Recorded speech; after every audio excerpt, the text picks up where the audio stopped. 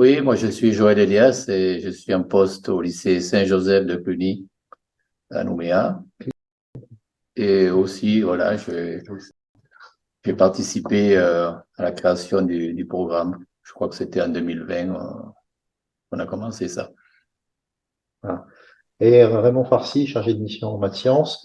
Euh, Monsieur l'inspecteur Marc Ferralis devrait nous rejoindre. Il est dans une autre réunion pour l'instant. Il devrait nous rejoindre tout à l'heure. Voilà, on va commencer. Donc, ce que je vous incite à faire, c'est à couper vos micros, hein, et puis regarder la présentation qui va être faite sur l'utilisation du logiciel. Voilà, je vous souhaite un bon webinaire à tous. Ok. C'est bon, est-ce que tout le monde voit la diapo? Enfin, on peut pas répondre. Donc l'idée ici aujourd'hui, c'est de vous présenter un logiciel qu'on a créé pour présenter les automatismes. On va vous montrer comment il marche, vous montrer comment le télécharger, et puis après, vous pourrez vous en emparer et le faire évoluer comme vous voulez. Enfin, pas le logiciel, mais les questions. Donc ce logiciel permet d'afficher une série de questions dans un temps donné. Il n'y a pas d'installation. On peut l'installer sur une clé USB, c'est un exécutable, et le lancer à partir de la clé USB sur n'importe quel ordinateur. C'est un programme qui a été écrit en Python à l'origine, mais comme on l'a transformé en exécutable, il n'y a pas besoin d'installer Python sur son ordinateur, il le fait automatiquement. Voilà. Je pense que le mieux, c'est de vous montrer tout de suite le programme. Une précision, ça ne marche que sur des PC Windows. Alors voilà comment il se présente.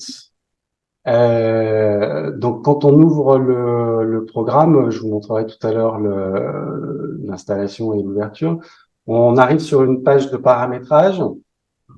Donc on peut mettre un titre. Par défaut, on a mis calcul, un sous-titre automatisme qui peuvent se changer. Ici, on peut paramétrer un nombre de questions.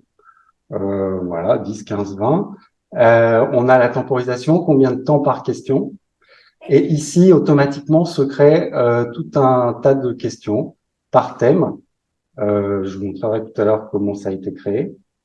Donc ici, on voit les thèmes et entre parenthèses, le nombre de questions sur chacun des thèmes. Par exemple, pour le second degré, j'ai 13 questions qui sont dans le logiciel et qui peuvent être réutilisables. Donc ici, si on veut l'utiliser en direct, il suffit de cocher des cases et il va proposer les questions que l'on désire. En haut, si je reviens, possibilité de faire un défilement automatique des questions, c'est-à-dire que si je mets 20 secondes, au bout de 20 secondes, la question suivante s'affichera directement. Sinon, il faudra que j'agisse personnellement. Affichage de 2 questions par diapositive. Donc ça, c'est dans le but d'éviter de la triche. Donc il y a moyen de montrer les mêmes questions qui sont décalées de 2 pour que 2 voisins puissent pas regarder l'un sur l'autre. Voilà, ça c'est des options qu'on peut prendre. Alors ce que je vous propose, c'est peut-être de le regarder comme ça tout de suite. On va faire 5 questions. Et puis je vais mettre 5 secondes. Et puis on va prendre des équations, je sais pas, de l'arrondi, enfin on fait ce qu'on veut. Et je vais le lancer. Donc pour lancer, je lance la fenêtre diaporama. Voilà, j'ai une fenêtre qui s'ouvre, la présentation, le temps de dire aux élèves de se préparer, et je clique sur suivant. Et la première question, là j'ai mis qu'une question par diapo. Donc voilà, les questions s'affichent aléatoirement. Donc là, comme j'ai pas mis de défilement automatique, je suis obligé de faire suivant à chaque fois. Voilà, bon, si j'estime qu'il y a eu suffisamment de temps, je peux aller plus vite et les faire passer une par une. En haut ici, s'affiche le numéro de la question. D'accord, c'est pratique pour les corrections après. Voilà, et j'avais demandé 5 questions, donc le problème est terminé. Pour corriger, je peux revenir en arrière, voilà, et les repasser une par une pour corriger avec les élèves. Ça, c'est dans une utilisation directe. Et là, je reviens au début. OK. Maintenant, je peux faire un défilement automatique et en afficher 2. Donc là, je vais en mettre 3, ça 4. Et puis on va aller plus vite. On va mettre seulement 3 secondes. Je reprends les mêmes et je lance ma fenêtre. Pareil, je fais suivant. Et là, donc, j'ai 2 questions, questionnaire A, questionnaire B. Et au bout de 3 secondes, les questions défilent. Là, je suis plus du tout maître du jeu. Et quand c'est en défilement automatique, il n'est pas du tout conseillé de revenir en arrière. Si les élèves sont pas contents parce qu'ils pensent qu'ils n'ont pas eu le temps, à la limite, il vaut mieux attendre que ce soit fini et revenir sur la diapo après, sans se mettre en automatique. Parce que sinon, le logiciel n'est pas du tout d'accord. Si on lui dit que c'est du défilement automatique, c'est du défilement automatique. Voilà. Donc ici, vous avez tout un tas de questions à choisir. Après, je veux enregistrer les questions que j'ai fait pour les corriger plus tard, pour le proposer à à une autre classe, à un autre groupe. Donc ici, je fais enregistrer les questions dans un fichier et je nomme mon fichier. Donc c'est forcément un fichier texte. Là, je vais l'appeler test. OK. Et je lance ma fenêtre. Voilà. Hop. Là, il va enregistrer. Donc là, c'est pas les mêmes questions que tout à l'heure, hein, puisque c'est choisi aléatoirement dans la base de données des questions. Je vais aller un peu vite, puisqu'on n'a pas besoin de tous les voir. Voilà. Et si je veux revoir ces questions-là, je vais lire les questions à partir d'un fichier. Et ici, je remets le nom du fichier, test.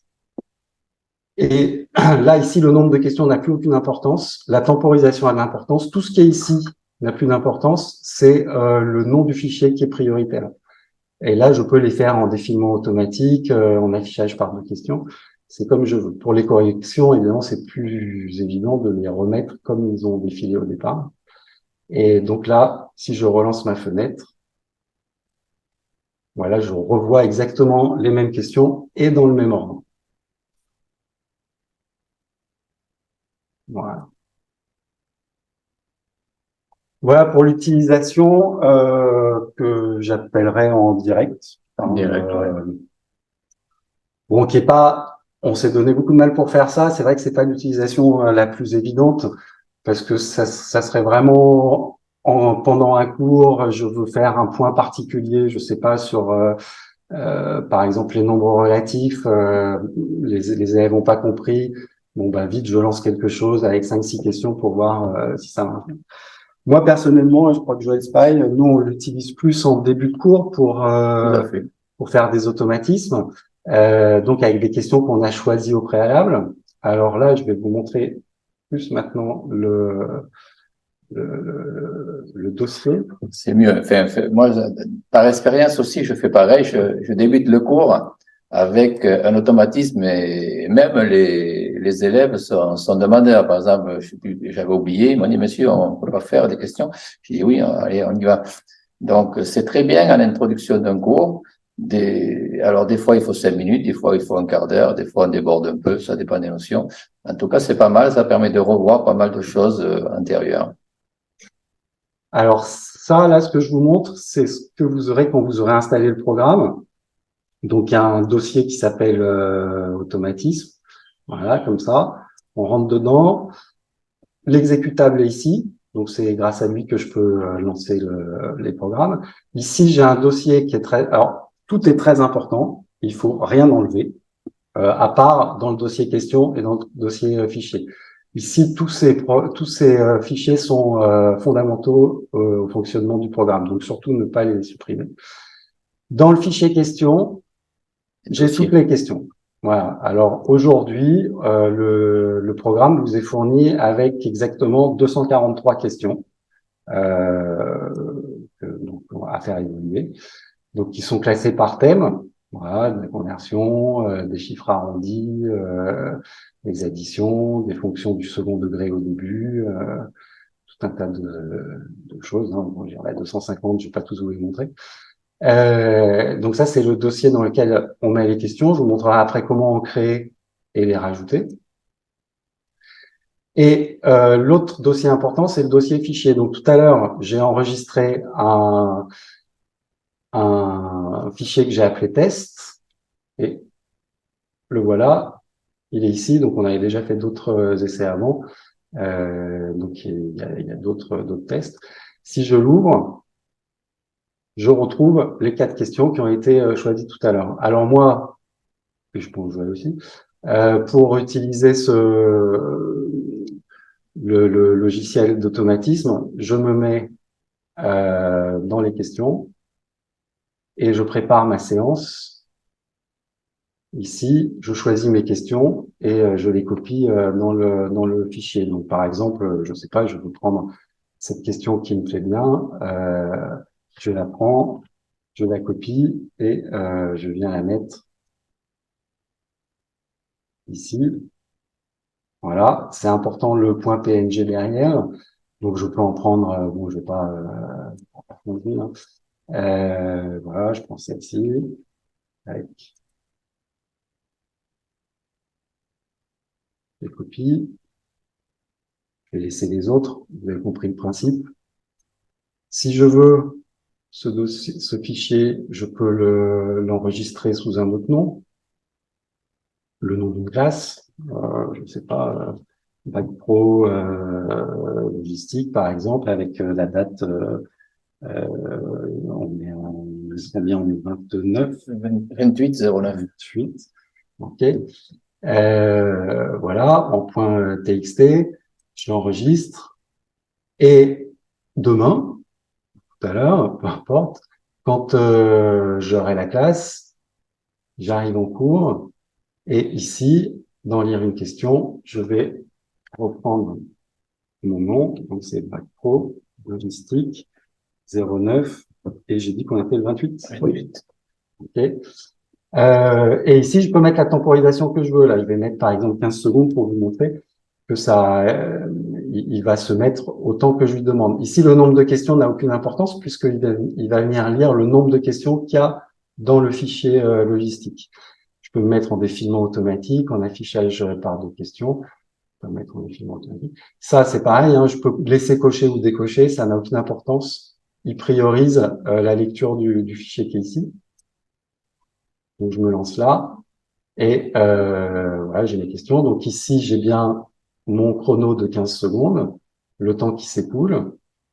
Les élèves peuvent voir combien de temps il leur reste. Bon, je passe directement au suivant. J'avais rentré une fonction du second degré, je ne sais pas si vous vous rappelez, je la retrouve ici, c'est celle que j'avais choisie. J'avais aussi choisi une question sur les équations, je la retrouve ici. Et puis après, bon, j'ai les autres questions que j'avais laissées. Donc, on voit qu'il y a un décalage de 2 questions entre le questionnaire A et le questionnaire B. Ça, c'est toujours pareil. Et voilà, on retrouve nos 4 questions. OK, donc ici, après, évidemment, on peut le montrer à plusieurs élèves. Et pour la correction, il suffit de reprendre le fichier, de le repasser en 2 questions par diapo ou en une si on n'en avait qu'une seule. Et il va remettre les questions exactement dans le même ordre qu'elles ont été projetées aux élèves. Voilà pour le principe général. Quelque chose à rajouter sur Non, je modifie pas mon fichier texte. Je fais d'abord, je choisis mes thèmes et ensuite, si ça me convient pour la classe, eh bien, j'enregistre le nom et puis voilà, c'est tout. Le nom de fichier. Mais oui, on peut tout faire. Oui, on peut le faire. Effectivement, il faut pas se tromper si on modifie un nom, évidemment. Oui, ça c'est sûr.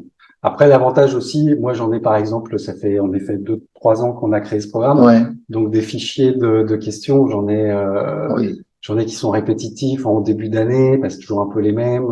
Donc il suffit d'aller repiocher, de les retransformer sur une question ou deux. Voilà pour le principe général. Alors, j'ai une question qui a été posée. Pourquoi le logiciel s'appelle automatisme?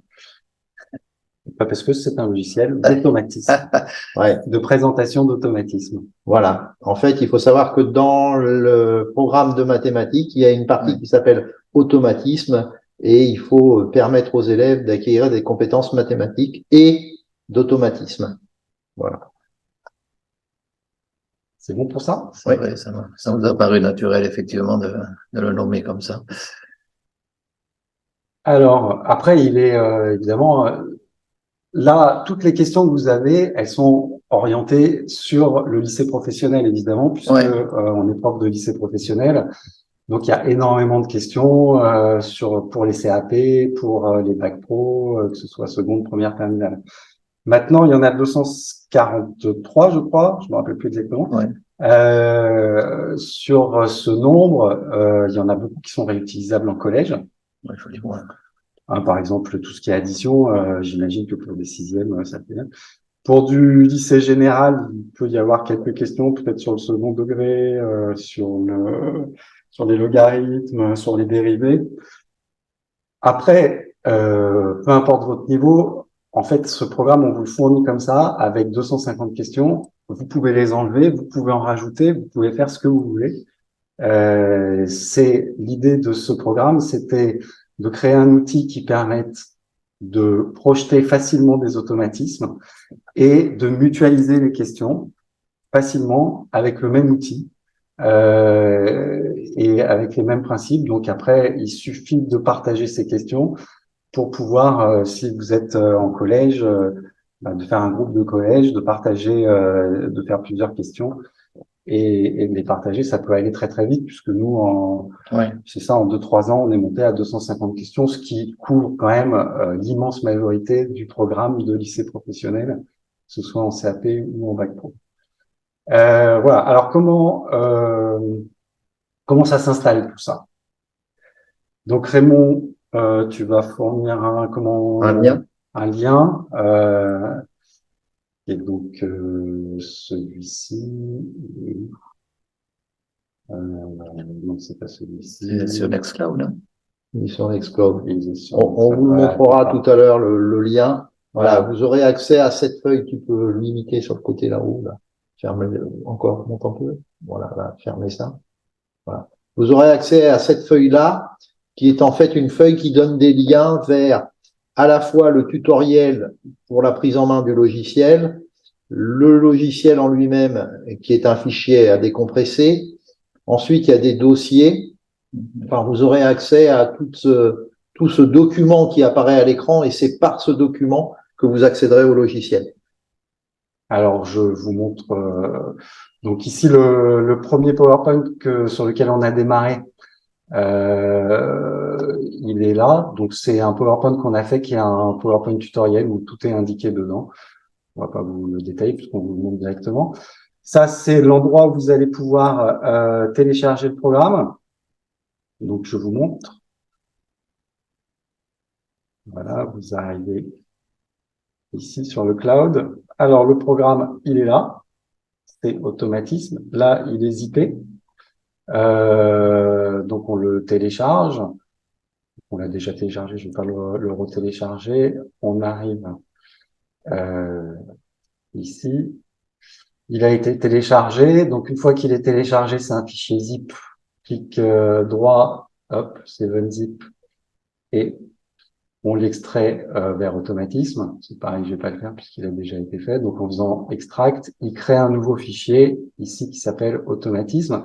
Et ce fichier, ce dossier, pardon, c'est un fichier, ce dossier, vous pouvez le copier sur un ordinateur, sur une clé USB. Il n'est pas énorme, il fait 30 mégas en tout, peut-être un peu plus maintenant avec le nombre de questions. Mais s'il fait 40 mégas, c'est vraiment, voilà, il fait 40. Il fait 40 mégas. C'est marqué dessus. Donc maintenant, avec les capacités des clés, il n'y a pas de souci. Donc on le met sur une clé USB, on l'ouvre, et pour lancer les automatismes, je vais fermer celui-ci, comme ça je vous remonte. Il peut être installé aussi dans le réseau de l'établissement. Il peut, tout à fait. Voilà, on double-clique dessus et le fichier, la feuille de paramétrage se lance. Vous connaissez maintenant le principe. Ok, donc je le ferme. Donc là-dedans, vous avez compris qu'on met soit on vient chercher des fichiers qui ont été créés lorsqu'on a demandé lors du passage des questions aléatoires d'enregistrer les fichiers, soit on les crée au préalable. C'est ce qu'il y a de mieux. Et là-dedans, c'est le dossier le plus important, c'est le dossier question. Alors, comment il est organisé? Donc, les questions sont classées par thème, et c'est très important, l'écriture de la question. Vous voyez qu'ici, il y a le thème d'abord, un underscore et le numéro de la question. En fait, si vous remarquez, tout ce qui est avant l'underscore ici, c'est exactement les thèmes qu'on retrouve ici. Second degré, égalité fonction, inéquation. Donc, si je veux créer une question qui n'existe pas, sur un thème qui n'existe pas, je lui donne un nom, underscore, et donc bien comprendre que tout ce qui est avant l'underscore va apparaître ici, sur la feuille de paramétrage, enfin sur la fenêtre de paramétrage. Et ensuite, on met le numéro de la question. Toutes les questions doivent être en PNG. Ça aussi, c'est important. D'accord? Pas de JPEG. C'est que du PNG. Et donc, on les numérote les unes après les autres. Bon, là, on a choisi de les numéroter donc jusqu'à second degré 13. Après, on passe aux additions. Donc, si je crée une question second degré, je crée une second degré 14 et automatiquement, ici, j'aurai 14 questions puisqu'il les compte. Là, vous voyez qu'il y en a 13. Et c'est le programme qui le fait à chaque fois qu'il se lance, en fait. Il vient lire dans ce fichier et dans ce dossier, pardon, et il compte le nombre de questions. Alors en fait, non, c'est pas tout à fait vrai. La vérité, c'est qu'il vient lire dans ce fichier-là, qui est très très important. C'est le liste questions. Alors celui-ci, à ne surtout pas effacer. Et donc c'est dans ce dossier qu'il y a toutes les questions qui sont listées. Donc dès que je crée une question, dans le dossier question, il faut absolument que je vienne l'enregistrer ici pour que lui la prenne en compte derrière. Et si je l'enregistre ici et que je la mets pas là, à un moment, il va me dire que l'image n'existe pas dans le programme. Alors, par exemple, on peut en créer une, pour vous montrer comment ça se fait. Donc, je vais le faire avec, je me mets sur PowerPoint. Et puis, je peux faire quelle est la dérivée de... alors, il faudra que je vous le fais... normalement, il faudrait que je me mette en mode équation, mais on va le faire rapidement. Donc, 2x au carré plus x par exemple. D'accord? Voilà, je crée cette question. Alors, nous, on utilise PicPic. Je ne sais pas si vous connaissez. Le lien pour le téléchargement a été mis sur la feuille qui a été montrée tout à l'heure. Si je la retrouve, ce serait l'idéal. Voilà, là, il y a le lien pour télécharger PicPic. Ouais. Donc, PicPic, c'est bien pratique. Si vous connaissez, c'est un logiciel qui permet de faire des captures d'écran. Donc ici, l'écran. Voilà, je vais choisir une région. Je crée la question. Voilà. Elle est créée. Je la sauve. Donc en PNG. Et je vais l'appeler dérivée, puisque c'est le thème de la question. Et je vais mettre un underscore. Et je crois que j'ai pas encore fait de fonction dérivée. Bon, donc ça va être voilà, dérivé dérivé. 1. Ok, je l'enregistre. Alors, je suis bien dans automatique question. Et je l'enregistre.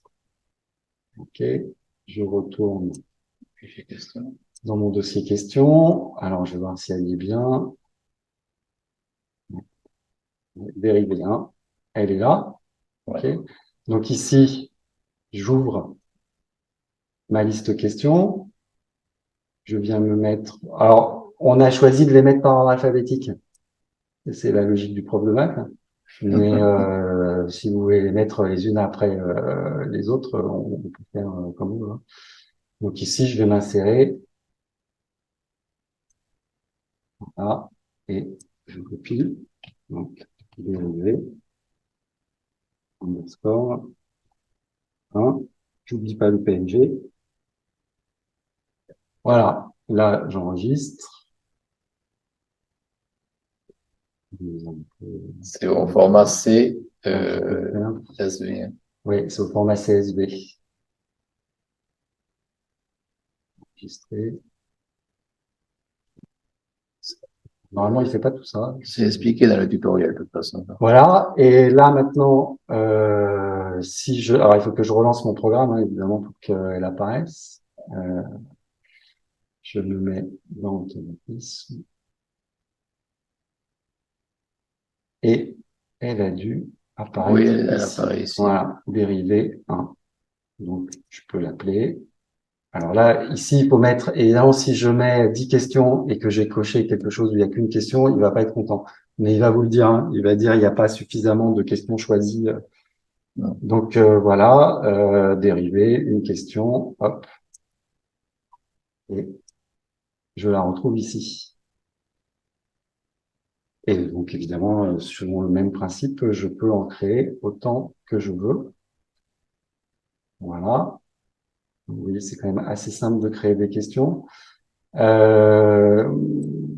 Autre chose, donc l'idée c'était de partager partager les questions. Donc on a fait un dossier collaboratif qui est accessible par ce lien. Alors pour l'instant, on a mis les bacs pro et les CAP pour nous, et puis on a prévu pour ceux qui le désirent, ceux qui désirent s'approprier le programme en collège, en lycée général, en primaire, la possibilité de mettre des questions pour pouvoir les partager.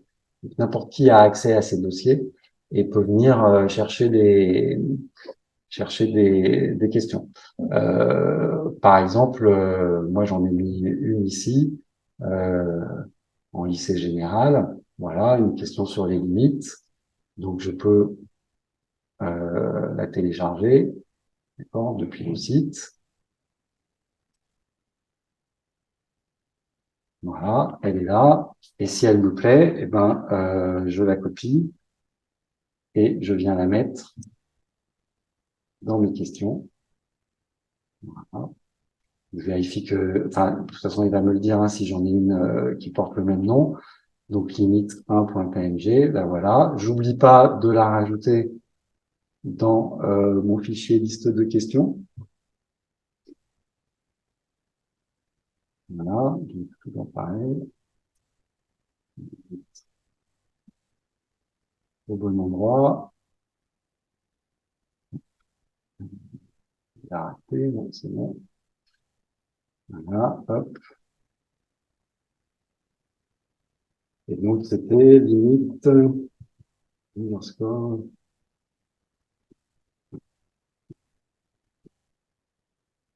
Voilà.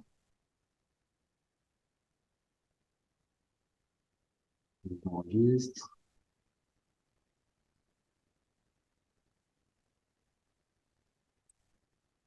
Et c'est bon. Et donc si je relance mon programme, je vais fermer celui-ci. Je vais évidemment le voir apparaître. J'espère. Oui, ça Voilà, y est. limite 1. Voilà, donc là j'ai les limites, les dérivés, je peux lui dire de mettre mes deux questions. Donc vous voyez que c'est quand même assez rapide. Et je retrouve mes deux questions, la limite. Donc ça, à pas donné à DCAP. Et la dérivée. Voilà, au global, qu'est-ce qu'on peut vous montrer d'autre? Ah si, juste un truc, je te donne la main. On a rajouté aussi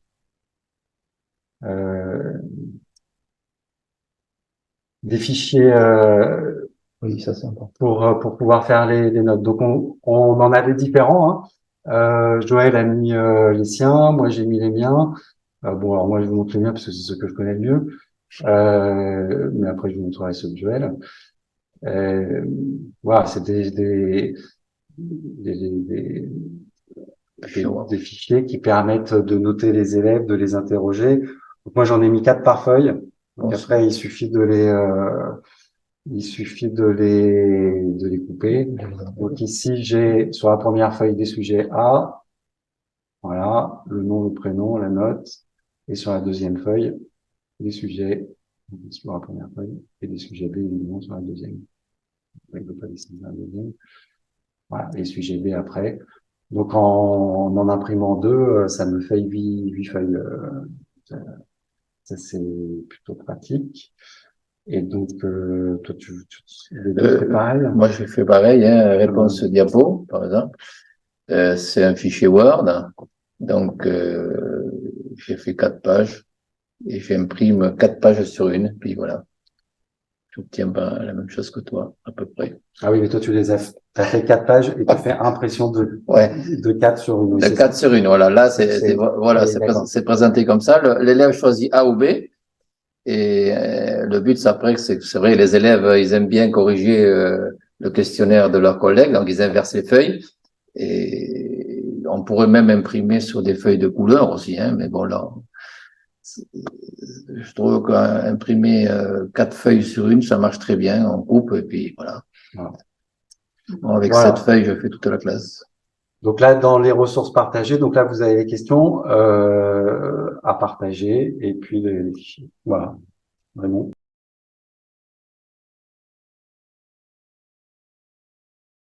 Je vous ai mis le lien qui permet de récupérer la feuille initiale. Donc, vous pouvez le copier, ce lien, le taper dans une automatisme NC, hein, un bit.ly, donc https://bit.ly/automatisme NC. Je le copierai je copierai ce lien, on le verra à la vidéo de toute façon. Ouais. Et j'en referai une petite juste pour expliquer comment faire une question et l'insérer dans le dossier question. Voilà. Ça durera 2 minutes. Et là, comme ça, je pense qu'il y a tout le fonctionnement sera balayé. Ok. Voilà, comme on en avait convenu, je pense qu'on est arrivé à la fin de la présentation. Merci du temps que vous nous avez consacré pour nous écouter. Et ce que je vous propose, si vous avez des questions, eh bien, c'est de passer aux questions en direct ou des retours, parce que c'est jamais trop évident quand on fait ce genre de webinaire, de savoir si on a été trop long, si c'était pas clair, est-ce qu'au niveau de la transmission du son, etc., c'était convenable, est-ce que vous nous entendiez bien? Voilà, on est en petit comité, hein, on est une vingtaine, donc si vous avez des questions, eh ben, profitez-en. Vous avez les 2 concepteurs du logiciel qui sont là et qui sont tout oui. Moi alors, bonjour. D'abord, merci parce que c'est vraiment un super boulot, c'est extra. Ça donne envie de l'utiliser.